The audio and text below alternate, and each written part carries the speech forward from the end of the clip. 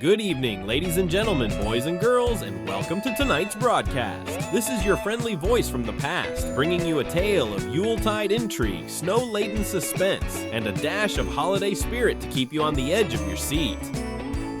Tonight, under the twinkling stars and the glow of tinsel, we unravel a Christmas mystery that will warm your heart and chill your bones.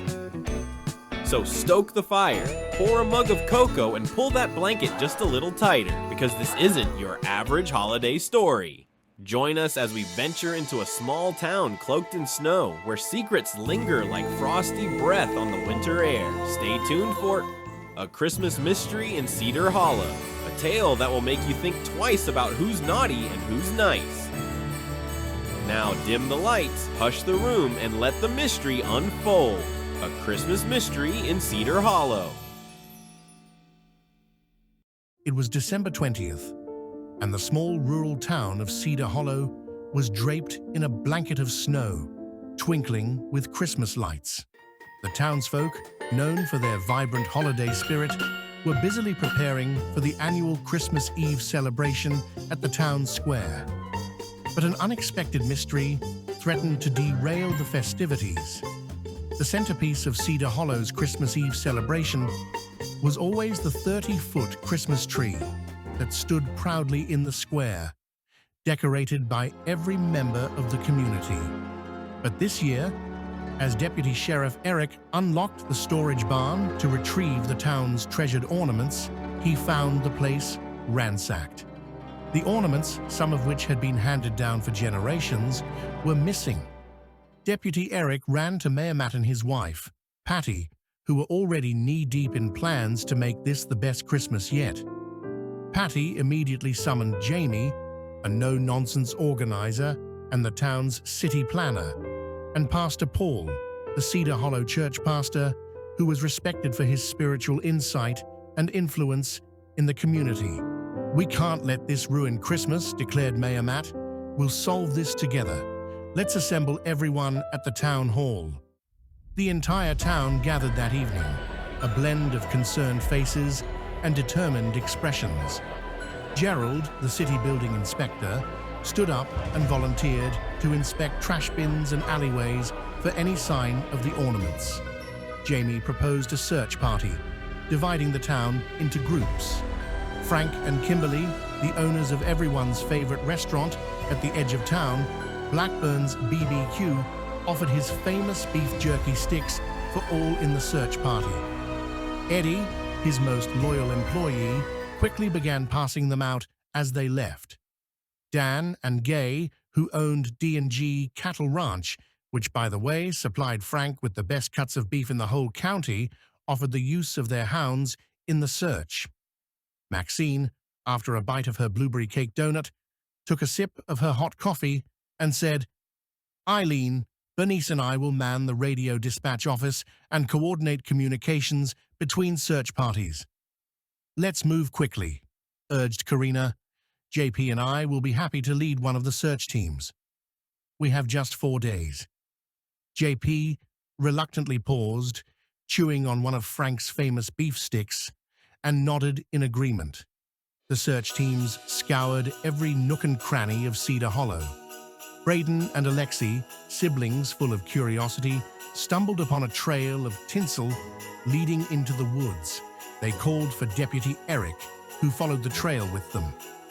Meanwhile, Marco and Angel, a jovial couple who owned a popular soda fountain shop on the town square, questioned other local shop owners to see if anyone had recently sold old ornaments. By the evening of December 22nd, Sonny, the town's historian, uncovered a curious lead. He'd noticed Webster, the town's most reliable auto mechanic, acting suspiciously near the barn the previous week. When approached, Webster admitted he'd seen a group of raccoons scurrying out of the barn with shiny objects, but hadn't thought much of it. Following Webster's clue, Graham, Bryce, and Lucas, the town's unofficial adventurers, led a team into the woods. Juar, Kathy, and Jillian, best friends and skilled trackers, joined the effort. Deep in the forest, near an old oak tree, they found a makeshift nest glittering with the stolen ornaments. Grayson, one of the younger kids, pointed out the raccoons, watching from a nearby branch, chattering as if guarding their loot. Becky, Cedar Hollow's most loved dental assistant, suggested luring the raccoons away with some of Frank's beef sticks. By December 23rd, all the ornaments were carefully retrieved, albeit a little scratched. Evelyn, a talented artist, worked tirelessly to repair them. Giselle and Monique rallied the children. Jessica, Janissa, Reese, Kenley, Godwin, and Elijah to help clean and polish the decorations. Pastor Paul led a prayer of gratitude for the town's unity. Denise, Lucian, Estelle, Melissa, and Maddie volunteered to decorate the tree overnight. When it got late, Robert and Tandra re-energized them with fresh hot chocolate. By morning, the square glowed with holiday cheer once again. On Christmas Eve, Cedar Hollow sparkled like a snow globe come to life. The town square was radiant. The Christmas tree stood tall and proud. David strummed his guitar and led the townsfolk in carols written by Jeff, while Joe and Nancy danced under the twinkling lights. Richard and Melinda, much to everyone's excitement, showed up dressed as Mr. and Mrs. Claus with a large sack full of gifts. Randy and Friday threw on bright red pointed stocking caps and helped hand out gifts. Mr. Boyd was overcome with joy to be handed a premium domino set in a carved wooden carrying case. We faced a Christmas crisis, mind you, nothing like the crisis Joseph and Mary had when they could find no room in the inn. But together, we solved the case of the missing ornaments. Mayor Matt declared, his voice full of pride, "This is the spirit of Cedar Hollow." As the clock struck midnight, the town's church bells rang, echoing through the snowy streets. And just as everyone turned to admire the tree, Mayor Matt's daughter, Abigail, cried out, "Look under the tree!" And would you believe it? Those mischievous raccoons returned, not to pilfer, mind you, but to frolic at the base of the tree, as if to say, "No hard feelings, folks." "Merry Christmas, ustedes chiquitos revoltosos," laughed Patty, tossing them a handful of chestnuts. And so, Cedar Hollow's Christmas became a tale of mystery, teamwork, and holiday cheer, one that would be retold for generations to come.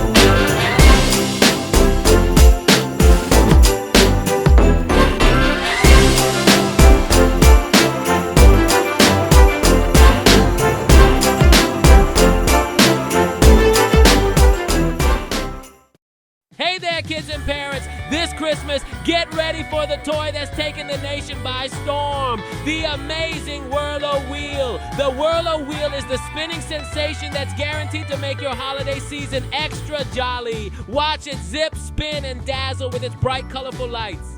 It's not just a toy, it's hours of endless fun for boys and girls alike. The Whirlo Wheel is easy to use. Just wind it up, let it go, and watch it race across the room. Parents, you'll love it too because it's built tough to last, safe for all ages, and comes at a price that's just right for Santa's workshop budget. So don't wait. Dash to your nearest Woolworths, Montgomery Ward, or Sears before they disappear off the shelf.